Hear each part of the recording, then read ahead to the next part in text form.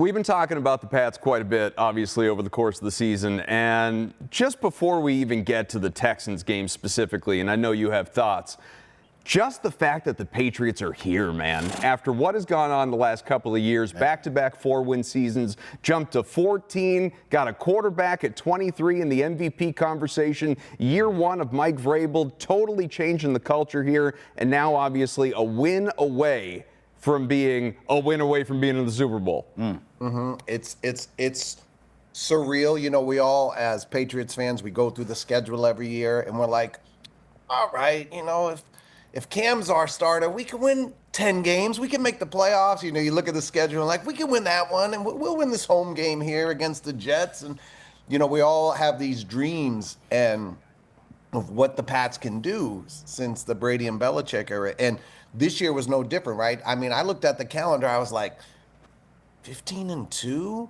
Is that possible? It can't be possible, right? It's like, but it looks like it. 14-3. All right. We'll give up these couple of games. All right, let's be realistic. 11-6, right? But that's the playoffs. And the reality was they did what we always hope and think they can do, right? It's like, yeah, with Christian Gonzalez and with Drake Maye and with Vrabel, we can do this. We can do this. I happen to be somewhat surprised because I dropped out of football pools the last few years because I always pick the Patriots every week, no matter who they play. I'm like, I can't bet against the Patriots, so I just quit because I always lose the pool because the Pats always were so bad the last few years. But there's so much more to this team, and I think, you know, obviously Drake Maye, I would say he's the MVP. I mean, when you look at all the head-to-head stuff, other than touchdowns, he just, you know, I think I said this to you in a text, Adam, is, you know, the Rams were meant to be a Super Bowl team with Stafford. So what did he do? He brought them to a 5 seed.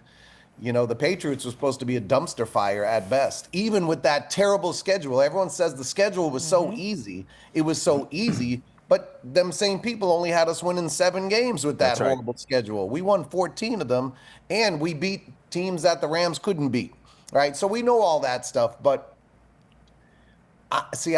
one thing I don't do is, like, I don't underestimate some of the positions in this team. Like, I thought the free agent signings were great. I thought we did a good job in free agency. I thought the draft was really good.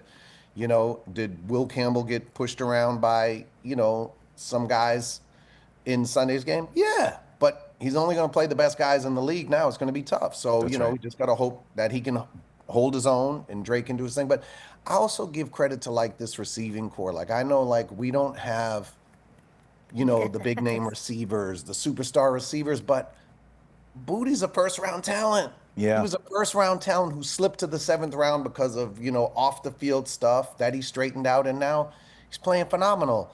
Diggs is playing like he always did. You know, it's like we say these things. We've become accustomed to saying things like May has no one to throw it to and this, that, and the other. I think he does. You know, we got some good tight ends. We got really strong running backs. We got a receiving core that I think is disrespected and underrated, and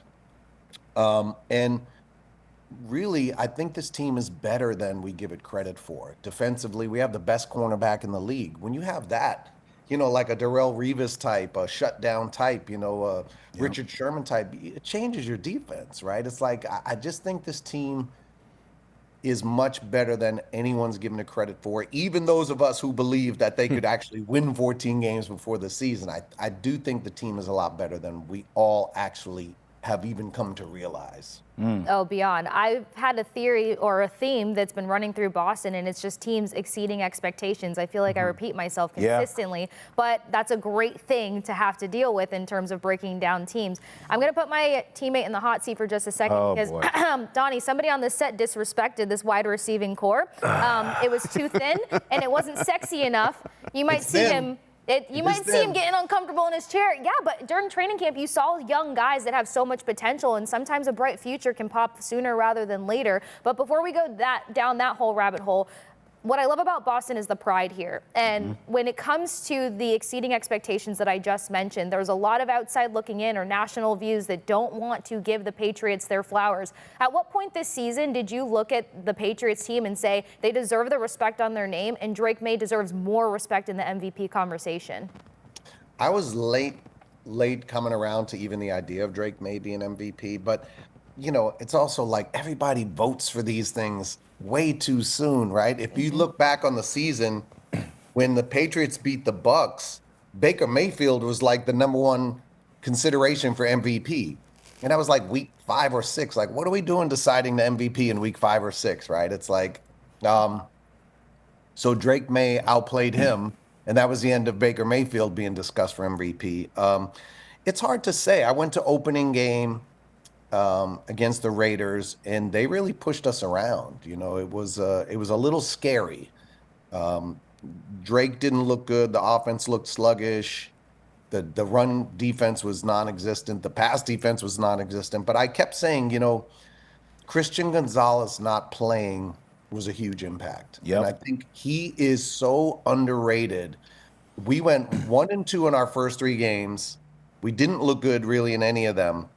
And what changed? He showed up. In my opinion, his showing up changed everything for the defense of this team. And it suddenly allowed them to do things that they couldn't do without him.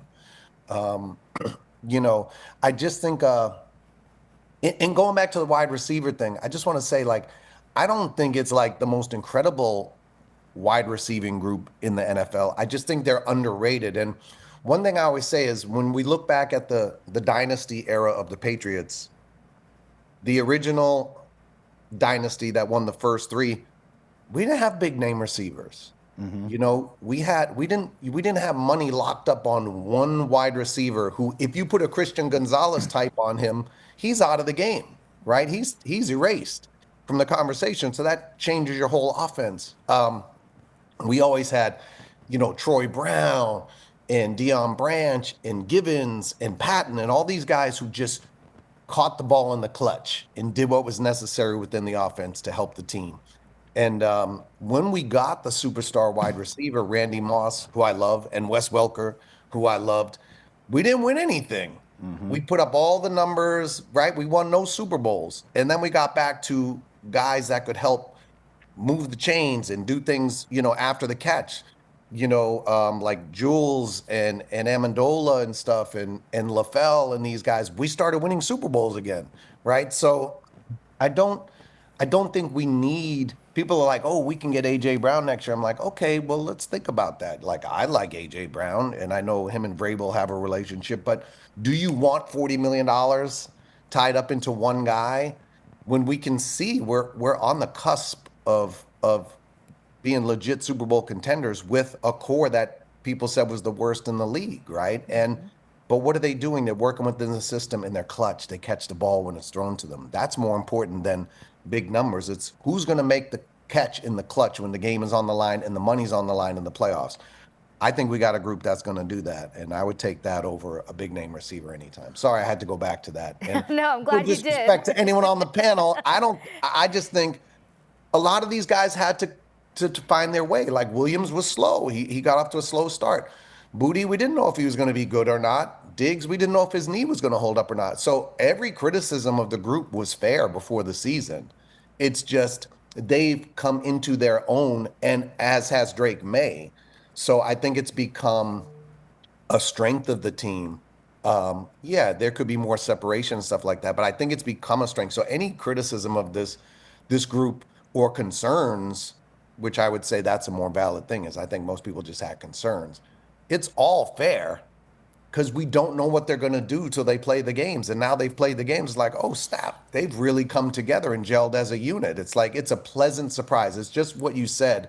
It's better to be a surprise and exceed our expectations than to have a bullseye on us the whole time, right? And everyone's, coming for our team. I like it much better looking from the underdog perspective. It feels a lot better, and I think it helps us surprise teams. Because right now, we're the underdogs against the Texans, and I like that too. Yeah, I was actually going to get a prediction from you, but I'll let someone else ask that, because now I want to ask you about your coach. Because I give a lot of credit to Robert Kraft, because not a lot of owners around this league, Donnie, would admit, because remember, he handpicked Drake Maye, okay? A lot of owners would just let that ride. This is going to work, and we could all see it wasn't working. credit to Bob Kraft for saying, yeah, I got to rip this Band-Aid off.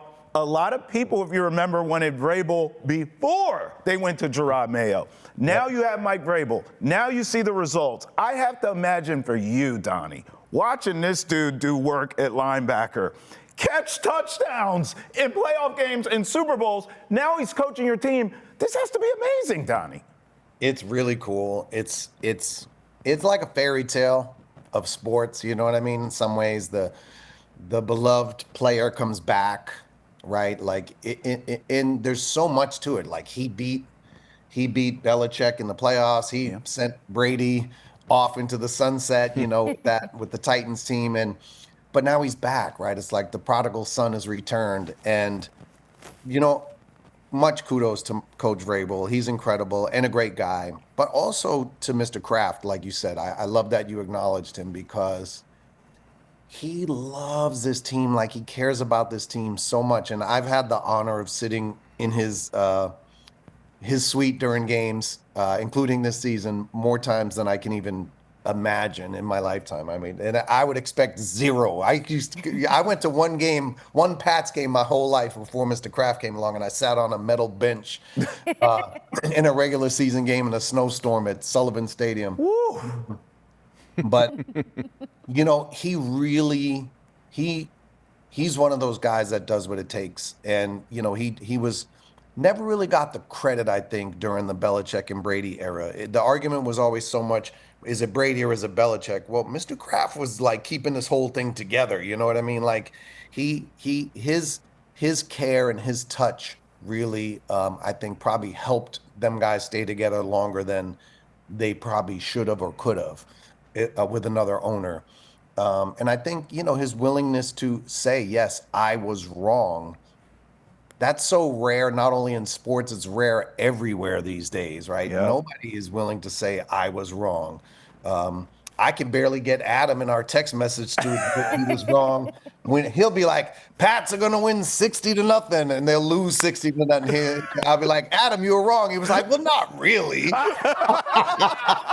Nobody admits they're wrong. Fits, That's so Adam. And he wasn't fully wrong. There's Right. some part of it that could still have truth to That's it. right. And it's just I only enough. said that if A, B, C, and D happened, we would win 60-0. But That's A, B, Adam. C, and D didn't happen, so I was technically right. That's Adam. Look, I know you well enough to know you're not going to join into the conversation a lot of people have locally of, do you want to go to Denver or you want to host Buffalo? For you, it's, can we just get there and then whoever we play, we'll play? So you tell me, are the Patriots going to get to this next step? What happens? What's the prediction against the Texans? Wow, I think it's going to be a tougher game. I'm like, so Belichick trained me, right? He don't even know. He coached half of New England, right? It's like there's only one game left in the season right now is Houston. And if we deal with that, then we could talk about what's next. So for me, I've learned as a Boston sports fan, never ask for anything, right? I want to play these guys. Like our mutual friend, Adam was texting me saying, I want to play the Eagles in the Super Bowl and get revenge. I'm like, revenge for what? None of those guys are even playing anymore. Like, no one's even playing from either of those teams. What are we revenging, right? It's like, now I wish the Eagles were still there because I guess they weren't as good as I thought they were. But nonetheless, I would always prefer a home game. Mm-hmm.